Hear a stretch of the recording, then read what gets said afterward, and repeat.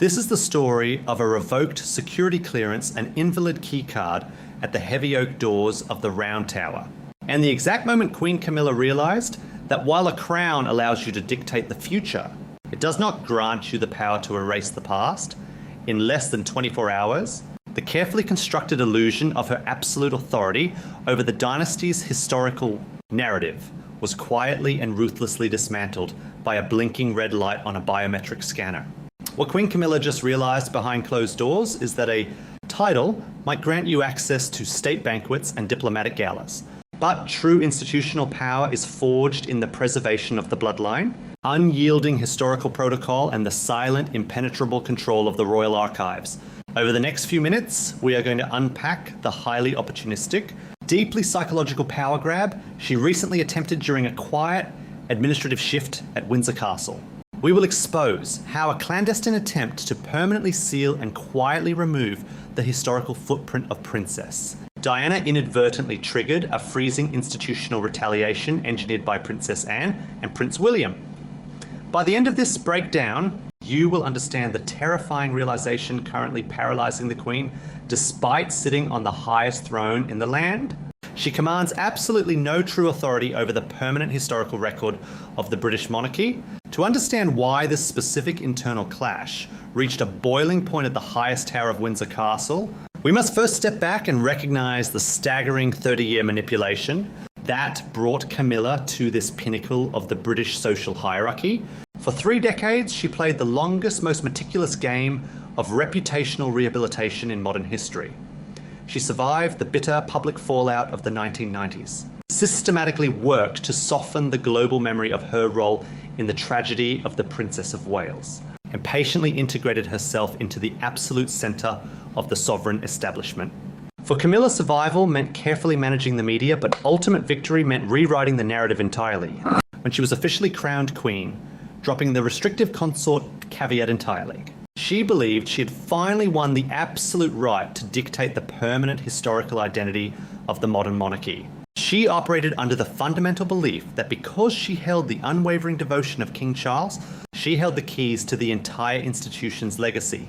She felt entirely untouchable, assuming that the sprawling palace bureaucracy, including the historians, archivists and royal curators, would naturally bend to her personal psychological agenda. But the fatal flaw in Camilla's architecture of power is a fundamental, almost arrogant misunderstanding of royal heritage law. She operates under the belief that her acquired title makes her the absolute editor of the family's history. That dangerous illusion of absolute power became a battlefield just days ago, triggered by an overwhelming sense of fading relevance and a deep-seated paranoia regarding the towering, enduring legacy of Princess Diana.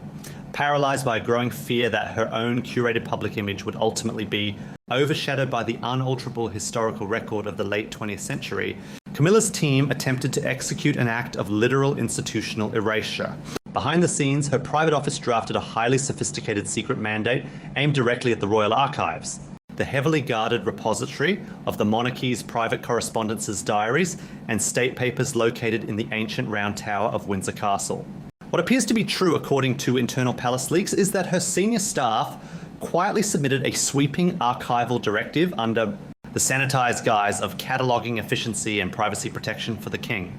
Camilla was attempting to unilaterally reclassify, permanently seal, and in some cases, physically relocate a massive cache of internal documents, private letters, and administrative records dating back to the 1990s. Specifically, this mandate targeted the historical footprint of Princess Diana attempting to bury the raw, unedited evidence of the era that Camilla spent 30 years trying to make the global public forget. It was a calculated, aggressive attempt to sanitize the royal vault. Camilla wanted to use the immense, unquestioned authority of the Queen to essentially delete her predecessor from the internal historical registry, ensuring that future historians, biographers, and royal curators would only ever have access to a narrative heavily curated by the Parker Bowles office. She assumed she could quietly push these archival updates through the system, firmly believing that no librarian or record keeper would dare question the logistical demands of the king's wife. She severely underestimated the cold forensic vigilance of the palace's true historical guardians, The discovery of this secret archival coup did not happen through drawing room gossip or a tabloid leak. You do not attempt to siphon off the raw history of the House of Windsor without triggering alarms, especially when the ultimate overseer of the royal heritage is Princess Anne. The Princess Royal possesses the fierce, unyielding institutional memory of the crown, and she watches over the family's legacy with terrifying forensic vigilance. The anomaly in the archival request forms was flagged during a routine digital review of the Round Tower's access logs. When Anne reviewed the documents attempting to reclassify and seal her late sister-in-law's historical presence, she recognized it instantly as a parasitic encroachment upon the sovereign truth of the bloodline. Anne did not confront Camilla in a chaotic, undignified drawing room argument. She took the paper trail directly to the one man who actually holds the absolute administrative authority to stop it, Prince William. When William and Anne compared notes, the realization was immediate and chilling. Camilla was attempting to weaponize her temporary reign to steal the unvarnished history of William's own mother, while Catherine, the Princess of Wales, continues her uncomplaining sacrifice and steadfast protection of the institution's future. Camilla was utilizing the bureaucratic system to dismantle the past. For William, this crossed an invisible, unforgivable line. It was a direct psychological attack on the legacy of the woman who birthed the future king. The response from the future king and the Princess Royal was executed with a cold, ruthless legality that used the very weight of institutional protocol as a weapon. Prince William did not engage in a messy shouting match, nor did he issue an angry public statement that would distress his family. He used the silent execution of revenge, operating with unprecedented administrative authority as the heir apparent. William quietly activated a strict binding protocol update regarding the royal archives. Internally, this maneuver is now quietly referred to as the Sovereign Heritage Protocol. Without a single word spoken in anger, William legally and entirely severed the administrative connection between Camilla's private office and the Round Tower.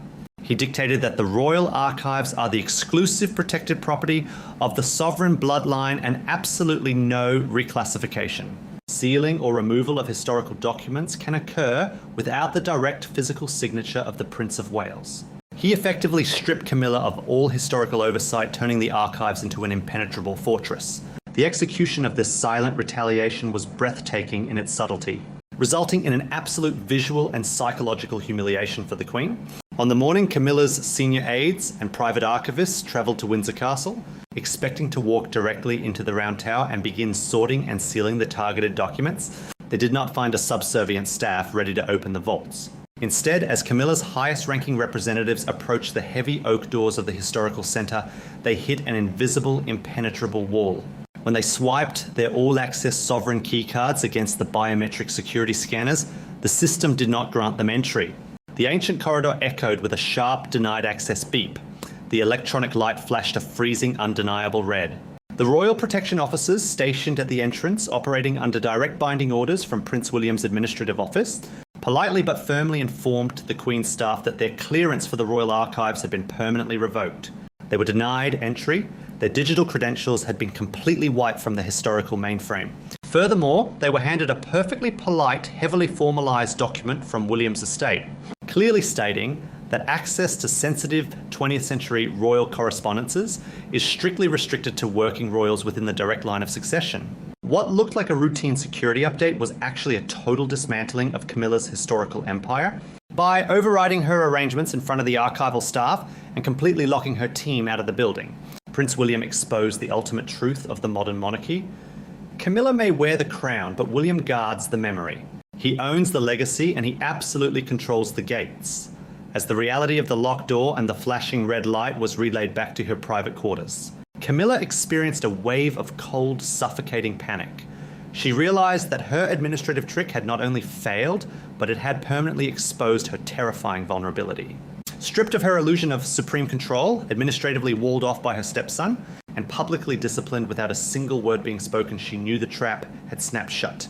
Terrified by the sudden freezing reality that her influence ends exactly where the historical truth begins, Camilla retreated to the one remaining card she had left to play. She went directly to King Charles, presenting the revoked security logs and demanding that he use his supreme sovereign power to crush William's administrative blockade. The entire future of the internal royal hierarchy hung in the heavy, suffocating silence of the room as the Queen stood waiting for the King to deliver her salvation. When Queen Camilla stood in the quiet sanctuary of the King's study, demanding that Charles use the absolute power of the sovereign to crush William's administrative blockade and unlock the heavy oak doors of the Round Tower, she expected immediate explosive compliance. For 30 years, Charles had been her ultimate shield.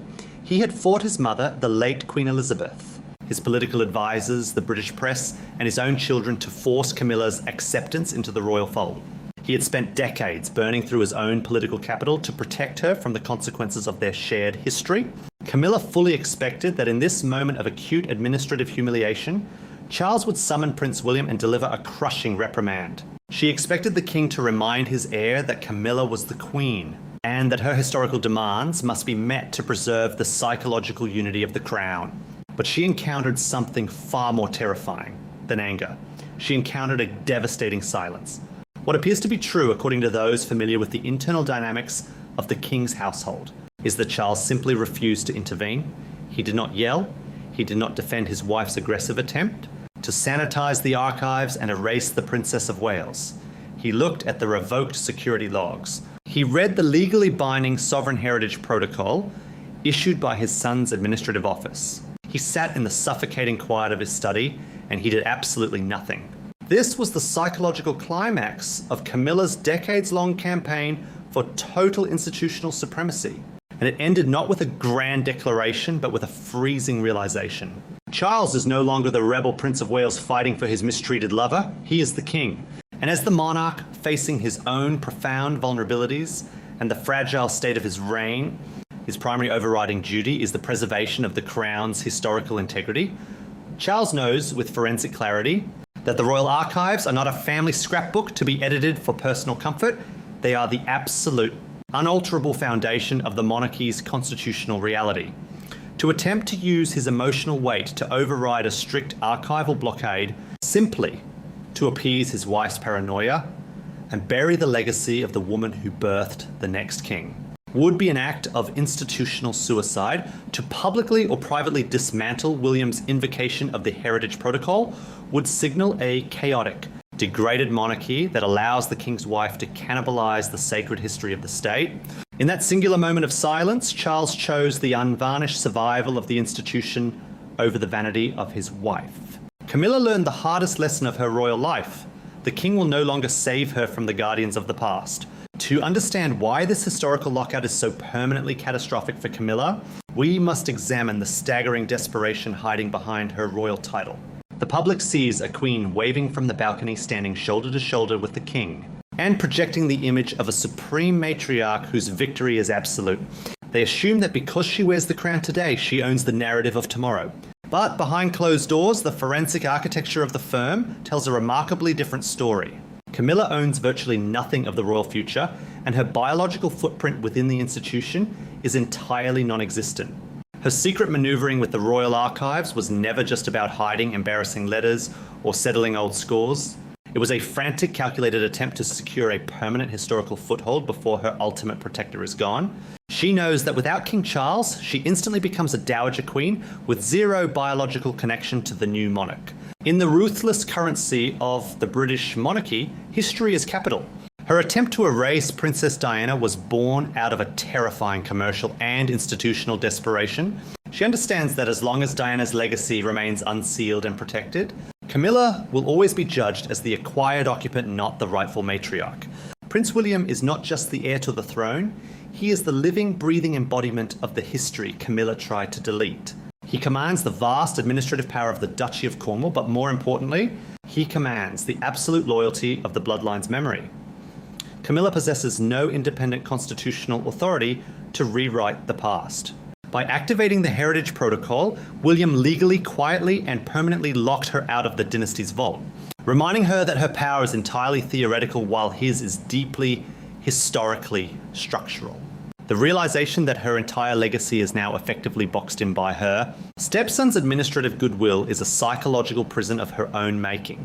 The illusion of absolute historical control was instantly replaced by the stark, terrifying reality of her irrelevance to the future. As Camilla's shadow empire was quietly dismantled at the biometric scanners of the Round Tower, The visual landscape of the monarchy began to immediately reflect the new order. This is where the silent execution of revenge translates into undeniable public reality. In the days following this internal crisis, viewers and royal analysts noticed a profound, subtle shift in how the past is being weaponized. The Princess of Wales emerged as a portrait of freezing, aristocratic restraint without ever having to issue a single public statement defending her late mother-in-law's territory. Catherine did not need to negotiate for respect or demand that the archives be kept open. She simply allowed the massive quiet weight of her husband's absolute authority to protect the institution. The visual shifts are becoming visible to anyone who knows how to read the subtle language of the palace. Shortly after the archival lockout was finalised, Prince William undertook a high-profile engagement focused on homelessness, a cause intrinsically historically linked to Princess Diana. To the untrained eye, it was standard royal duty, but to those watching the internal power dynamics, the visual cues were devastating. During his speech, William seamlessly deliberately referenced his mother's pioneering work, drawing a direct, unbreakable line from her legacy to his current sovereign initiatives. The global press instantly amplified the connection, flooding the media cycle with archival footage of Diana that Camilla had just desperately tried to bury. This was not a petty public relations choice. In the highest echelons of the British royal family, historical continuity is the forensic evidence of shifting power. By publicly honouring that specific legacy, authorised seamlessly through his own secure channels, William was actively executing the institutional restoration of his mother's unvarnished truth while signalling the permanent boundary placed upon Camilla. He demonstrated that uncomplaining sacrifice, fierce protection of the bloodline, and steadfast loyalty to the crown will always outmaneuver the unchecked ambition of outsiders. He does not need to fight Camilla for dominance because he has already engineered the ultimate checkmate. The true royals remain on the inside, protecting the history of the state, and the opportunistic liabilities are managed with flashing red lights and revoked security clearances. This brings us to the deeper tragic meaning of this entire crisis. Camilla spent 30 years carefully clawing her way to the very top of the British social hierarchy. She endured intense public hatred, she orchestrated a masterful public relations rehabilitation, and she successfully convinced Charles to place the highest crown in the land upon her head. She believed that reaching the summit meant she would finally be safe, that she could secure her place in history and physically delete the memory of the woman she replaced. But what this story of the Windsor Castle lockout undeniably proves is that the crown on Camilla's head cannot rewrite the past. She is surrounded by the trappings of unimaginable power, yet she is paralyzed by the operational reality that she is merely a temporary figure in William's empire. She played a 30-year game of chess, sacrificing everything for the ultimate title, only to realize too late that the Prince of Wales dictates the history of the board. Camilla is now trapped in a gilded cage of her own making, sitting next to a king who will no longer defend her bureaucratic schemes, walled off from the true historical authority of the monarchy, and forced to live under the absolute unyielding protocols of the next generation. The era of the Shadow Queen attempting to restructure the historical foundations of the monarchy is effectively over. If you want to continue unpacking the silent warfare, the hidden administrative maneuvers, and the psychological power dynamics of the modern British monarchy, make sure to subscribe and turn on notifications. We will continue to pull back the curtain on the illusions of power, one subtle detail at a time. Thank you for watching, and we will see you in the next analysis.